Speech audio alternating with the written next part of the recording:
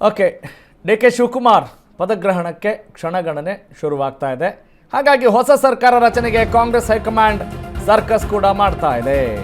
ಸಿದ್ದು ನಿರ್ಗಮನದ ನಂತರ D K Shivakumar ಮುಖ್ಯಮಂತ್ರಿ ಸ್ಥಾನವನ್ನು ಅಲಂಕರಿಸಿ ಸರ್ಕಾರದ ಅಧಿಪತಿಯಾಗಿ ಹೊಸ ಸರ್ಕಾರ ರಚನೆಗೆ ಈಗ ಮುಂದಾಗ್ತಾ ಇದ್ದಾರೆ. ಹೈಕಮಾಂಡ್ ಅಫ್ಕೋರ್ಸ್ ನೂತನ ಸಂಪುಟ ಅನ್ನೋದಿದೆಯಲ್ಲ, ಸಂಪುಟ ಸರ್ಜರಿ ಮಾಡೋದು ಸಿಕ್ಕಾಪಟ್ಟೆ ದೊಡ್ಡ ದೊಡ್ಡ ಡಾಕ್ಟರ್ಸೇ ಬೇಕು, ಅಷ್ಟು ಸುಲಭ ಅಲ್ಲ. ಡಿ ಕೆ ಶಿ, ಸಿದ್ದರಾಮಯ್ಯ ಹಾಗೂ ಹೈಕಮಾಂಡ್ ಕೋಟ ಚರ್ಚೆ ನಡೀತಾ ಇದೆ. ನೂತನ ಸಿಎಂಗೆ ಸಂಪುಟ ಸವಾಲು. ಹಾಗಾದ್ರೆ ಯಾರು ಇನ್ ಯಾರು ಔಟ್? ಸಂಪುಟ ರಚನೆ ಸಂದರ್ಭದಲ್ಲಿ 3 ಕೋಟಾಗಳ ಅಡಿಯಲ್ಲಿ ನಿರ್ಧಾರ ಕೈಗೊಳ್ಳಲಾಗುತ್ತೆ ಅನ್ನೋ ಮಾಹಿತಿ ಲಭ್ಯವಾಗ್ತಾ ಇದೆ. ಡಿ ಕೆ ಶಿವಕುಮಾರ್ ಕೋಟ ಒಂದು ಕಡೆ, ಸಿದ್ದರಾಮಯ್ಯ ಕೋಟ ಒಂದು ಕಡೆ, ಹೈಕಮಾಂಡ್ ಕೋಟ ಇನ್ನೊಂದು ಕಡೆ. Okay, very interesting. ಸಿದ್ದರಾಮಯ್ಯ ಸಂಪುಟದಲ್ಲಿದ್ದಂಥ ಎಷ್ಟು ಸಚಿವರಿಗೆ ಹೊಸ ಸಂಪುಟದಲ್ಲಿ ಅವಕಾಶ ಸಿಗಬಹುದು? ಡಿ ಕೆ ಶಿವಕುಮಾರ್ ಪದಗ್ರಹಣಕ್ಕೆ ಈಗಾಗಲೇ ಕೌಂಟ್ ಡೌನ್ ಆರಂಭ ಆಗಿರೋ ನಿಟ್ಟಿನಲ್ಲಿ ಹೊಸ ಅಪ್ಡೇಟ್ಸ್, ಎಕ್ಸಿಕ್ಯೂಷನ್ ಈಗ ಪ್ಲಾನ್ ಆಯಿತು, ಬ್ಲೂ ಪ್ರಿಂಟ್ ಹಾಕಾಯ್ತು. ಈಗ ಮನೆ ಕಟ್ಟಬೇಕಲ್ಲ, ಇಂಥದ್ದೇ ಬ್ಲೂ ಪ್ರಿಂಟ್ ಅಂತ ಆಯಿತು. ಈಗ ಕಾಂಗ್ರೆಸ್ನ ಹೊಸ ಮನೆಗೆ ಯಾರೆಲ್ಲ ಮೆಂಬರ್ಸ್ ಆಗ್ತಾರೆ ಅಂದರೆ ಸಂಪುಟ ರಚನೆಯ ಈ ವಿಚಾರದಲ್ಲಿ ಬಹಳ ಕ್ರೂಷಿಯಲ್ ಪಾಯಿಂಟ್. ಇಲ್ಲೇ ಪಕ್ಷಾಂತರ ಆಗೋದು ಆಗದೆ ಇರುವಂಥದ್ದು ಎಲ್ಲದಕ್ಕೂ ಆಸ್ಪದ ಕೊಡುವಂಥ ಸಂಪುಟ ರಚನೆ ಇದು. Yes, D K Shivakumar quota ಅಂತ ಹೇಳಿದ್ರೆ Chaluvarayaswamy, S Mallikarjun, Ramalingareddy. Okay, yes. Next update,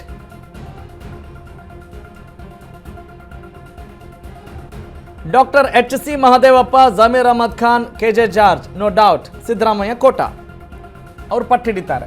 ಇನ್ನು ಕೆ.ಎನ್. ರಾಜಣ್ಣ, ದಿನೇಶ್ ಗುಂಡೂರಾವ್, ಸಂತೋಷ್ ಲಾಡ್ ಇವರೆಲ್ಲರೂ ಕೂಡ ಸಿದ್ದರಾಮಯ್ಯ ಕೋಟಾದಲ್ಲೇ ಗುರುತಿಸ್ಕೊಂಡಂಥವ್ರು. Satish Jarkiholi, M B. Patil, doctor H C. Mahadevappa, ಒಂದು ಪಟ್ಟಿ ದೊಡ್ಡದೇ ಇದೆ ಅಂತ ಹೇಳ್ಬೋದು ನೀವಿಲ್ಲಿ. ಎಸ್, ಇದು ಸಿದ್ದರಾಮಯ್ಯನವರ ಬಣ ಅಂತ ಹೇಳ್ಬೋದು, ಸಿದ್ದರಾಮಯ್ಯನವ್ರ ಕೋಟ ಅಂತ ಹೇಳ್ಬೋದು. ಈಗ high command quota doctor G Parameshwar, Eshwar Khandre ಮತ್ತು ಪ್ರಿಯಾಂಕ್ ಖರ್ಗೆ. Krishna Byregowda, Priyank Kharge, doctor G Parameshwar. ಅಂದರೆ ಎಸ್, ಲೆಟ್ಸ್ ಡಿಸ್ಕಸ್ ದಿಸ್. ಈ ಹೈಕಮಾಂಡ್ ಕೋಟ ಅನ್ನೋದಿದೆಯಲ್ಲ ಬಹಳ ಇಂಟ್ರೆಸ್ಟಿಂಗ್. ಇವರು ಆ ಬಣ ಈ ಬಣ ಅಂತ ಅನ್ನೋಂಗಿಲ್ಲ. AICC ಅಧ್ಯಕ್ಷರು ಯಾರು? ಮಲ್ಲಿಕಾರ್ಜುನ್ ಖರ್ಗೆ ಅವರ ಪುತ್ರ. ಅಂದರೆ ಹೀಗಾಗಿ ಹೈಕಮಾಂಡ್ ಕೋಟ ಅಂತ ಬರುತ್ತೆ. ಕೃಷ್ಣ ಬೈರೇಗೌಡ ಯಾವ ಕೋಟ? ಇದು ಹೈಕಮಾಂಡ್ ಕೋಟಾನೂ ಆಗುತ್ತೆ. ಈ ಕಡೆ ಇಲ್ಲಿ ಯಾರ ಪರವಾಗಿ ಅಂದರೆ ಅವರು ನ್ಯೂಟ್ರಲ್ ಬೇಸ್ನ ಕಾಯ್ದುಕೊಂಡು ಬಂದಂಥವ್ರು ಇವರೆಲ್ಲ, ಮತ್ತು ಅವ್ರದ್ದೇ ಆದಂಥ ಒಂದು ಇಂಟೆಲೆಕ್ಚುಯಲ್ ವಿಸ್ಡಮ್ನ ಇಟ್ಕೊಂಡಂಥವ್ರು. ಅಂದರೆ ಯಾವುದೇ ಇಶ್ಯೂಸ್ ಬಂದಾಗ ಅಥವಾ ಡೇಟಾಗೆ ಸಂಬಂಧಪಟ್ಟ ಹಾಗೆ ಒಂದು ನಾಲೆಡ್ಜ್ ಬೇಸ್ಡ್ ಚರ್ಚೆ ಮಾಡುವಂಥವ್ರು. ಹೀಗಾಗಿ ಅವರನ್ನು ಇಲ್ಲಿ ಹೈಕಮಾಂಡ್ ಕೋಟಾದಲ್ಲಿ ಕೂಡ ನಾವು ತೋರಿಸ್ಬೋದು. Okay, this is the fact. ಇದೇನು ಹೊಸ್ತಲ್ಲ. ರಾಜಕಾರಣದಲ್ಲಿ ಹೈಕಮಾಂಡ್ ಕೋಟ, ಆ ನಾಯಕನ ಕೋಟ, ಈ ನಾಯಕನ ಕೋಟ, ಒಂದಿಷ್ಟು ಸಮುದಾಯದ ಕೋಟ, ಹೀಗೆ ಬಹಳಷ್ಟು ಇದ್ದೇ ಇರುತ್ತೆ. ಎಲ್ಲ ರೀತಿಯಿಂದ ಬ್ಯಾಲೆನ್ಸ್ಡ್ ಆಗಿರ್ಬೇಕಲ್ವೇ. ಬರೀ ನಾವು ಊಟ ಅಷ್ಟೇ ಬ್ಯಾಲೆನ್ಸ್ಡ್ ಫುಡ್ ತೆಗೆದುಕೊಂಡ್ರೆ ಸಾಕಾಗಲ್ಲ. ಬ್ಯಾಲೆನ್ಸ್ಡ್ ಏನು ಹೇಳ್ತೀವಿ ಅದಕ್ಕೆ? ಇಕ್ವಾನಿಮೆ ಸ್ಟೇಟ್ ಅಂತ ಹೇಳ್ತೀವಿ, ಸ್ಥಿತಪ್ರಜ್ಞಾ ಸ್ಥಿತಿ. ಓಕೆ, ಹಿಂಗಿರುವಾಗ ಬ್ಯಾಲೆನ್ಸ್ ಮಾಡಬೇಕಂತ ಹೇಳಿದರೆ ಕೆಲವೊಂದನ್ನೆಲ್ಲ ಎಲಿಮಿನೇಟ್ ಕೂಡ ಮಾಡಬೇಕಾಗತ್ತೆ. ಅಂಥವ್ರಲ್ಲಿ ಯಾರು ಅಂದರೆ ಯಾರಿಗೆ ಕೊಕ್ ಕೊಡಬೇಕಾಗತ್ತೆ? Rahim Khan, R.B. Timmapur, K Venkatesh, Shivanand Patil, NS Bosaraj ಮತ್ತು ಭೈರತಿ ಸುರೇಶ್ ಅವರು ಕೂಡ ಇದ್ದಾರೆ. ಮಧು ಬಂಗಾರಪ್ಪ ಕೂಡ ಇದ್ದಾರೆ. Yes, Rahim Khan, R.B. Timmapura, K Venkatesh ಇವರಿಗೆಲ್ಲ ಕೊಕ್ ಕೊಡಬಹುದು. ಶಿವಾನಂದ್ ಪಾಟೀಲ್ ಇರ್ಬೋದು, NS ಬೋಸರಾಜ್ ಇರ್ಬೋದು, ಭಾರತಿ ಸುರೇಶ್ ಅವರು ಕೂಡ ಸಿದ್ದರಾಮಯ್ಯನವರ ತುಂಬ ಆತ್ಮೀಯರು ಜೊತೆಗೆ ಅವರ ಪರವಾಗಿ ಬೆಂಬಲ ಕೊಡುವಂಥವ್ರು. ಹೀಗಾಗಿ ಕೊಟ್ಟರೆ ಏನಾಗಬಹುದು? ಅಥವಾ ಇಲ್ಲಿವರೆಗೂ ಅಧಿಕಾರದಲ್ಲಿ ಇದ್ದೀವಲ್ರಿ, ಸಚಿವರಾಗಿದ್ದೀವಿ, ಬಹಳಷ್ಟು ಕೆಲಸಗಳನ್ನು ಮಾಡಿದ್ದೀವಿ, ಅಧಿಕಾರ ಅನುಭವಿಸಿದ್ದೀವಿ. We should not say that ಅಧಿಕಾರ ಅನುಭವಿಸಿದ್ದಾರೆ ಅಂತ ಹೇಳಬಾರದು ಆ್ಯಕ್ಚುಲಿ, ಅಲ್ವಾ? ಆ ಸ್ಥಾನವನ್ನು ನಿಭಾಯಿಸಿದ್ದಾರೆ ಅಂತ ಹೇಳ್ಬೋದು. ಆದರೆ ಹಂಗಿದೆ. ಈಗ ಶಾಸಕರೇ ಹೇಳ್ತಾರೆ, ಈಗ ಲಾಬಿ ಮಾಡ್ತಾ ಇರುವಂಥ ಆಕಾಂಕ್ಷಿಗಳು ಹೇಳಲ್ವೇ? ಏನಂತ ಹೇಳ್ತಾರೆ? ಇಷ್ಟು ವರ್ಷ ಅವರು ಅಧಿಕಾರ ಅನುಭವಿಸಿದ್ದಾರೆ, ಸಚಿವರಾಗಿದ್ದಾರೆ, ನಾವು ಅಧಿಕಾರ ಅನುಭವಿಸೋದು ಬೇಡವಾ? That's not right vibrational word actually. ಆದರೆ ಹಂಗಿದೆ, ಇದು ವಾಸ್ತವ. ಒಂಥರ ಡಿಗ್ನಿಟಿ ಬರುತ್ತೆ. ಅವರ ಆಸೆ, ಅವರ ಪ್ಯಾಷನ್ ಎಲ್ಲ ಪೂರೈಕೆ ಮಾಡ್ಕೊಳ್ಳುವಾಗ ಆ ಶಬ್ದಗಳನ್ನು ಬಳಸ್ತಾರೆ. Okay, yes. ಹಾಗಾದರೆ ನ್ಯೂ ಎಂಟ್ರಿ ಯಾರ್ರೀ? ಆಯಿತು, ಆ ಕೋಟ ಈ ಕೋಟ ಅಂತ ಆಯಿತು. ಈಗ ಈ ಕೂಟಕ್ಕೆ ಡಿ ಕೆ ಶಿವಕುಮಾರ್ ಕೂಟದಲ್ಲಿ ಈ ಒಂದು ಸಂಪುಟದಲ್ಲಿ ಯಾರು ಇರ್ತಾರೆ, ಹೊಸ ಎಂಟ್ರಿ ಯಾರು ಅಂತ ನೋಡ್ತಾ ಹೋಗೋಣ.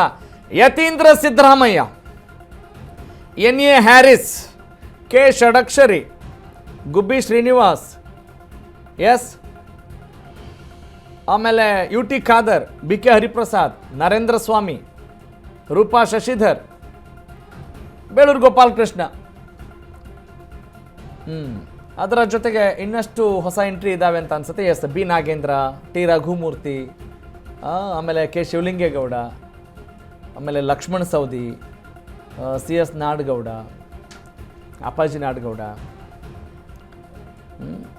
ಸೊ ಇವರು ಹೊಸ ಎಂಟ್ರಿ, ಪ್ರವೇಶ ಆಗಬೇಕಲ್ಲ, ಒಟ್ಟಿನಲ್ಲಿ ಭರ್ತಿ ಆಗಬೇಕಲ್ಲ, ಎಲ್ಲೂ ಆಚೀಚೆ ಆಗದೆ ತುಳುಕಾಡದೆ ತುಂಬಿದ ಕೂಡ ಹೇಗೆ ತುಳ್ಕಾಡಲ್ಲ ಅಂತೀವೋ ಆ ರೀತಿಯಾಗಿದ್ದರೆ ಸರ್ಕಾರವನ್ನು ನೀಟಾಗಿ ನಡೆಸ್ಕೊಂಡು ಹೋಗೋ ಸಾಧ್ಯತೆಗಳು ಇರುತ್ತವೆ. ಆದರೆ ಅಷ್ಟು ಸುಲಭ ಇಲ್ಲ ರೀ. ಇದು ಸಂಪುಟ ಸರ್ಜರಿ ಅನ್ನೋದಿದೆಯಲ್ಲ, ಅದು ಬಹಳ ಭರ್ಜರಿ ಆಗಿರುತ್ತೆ.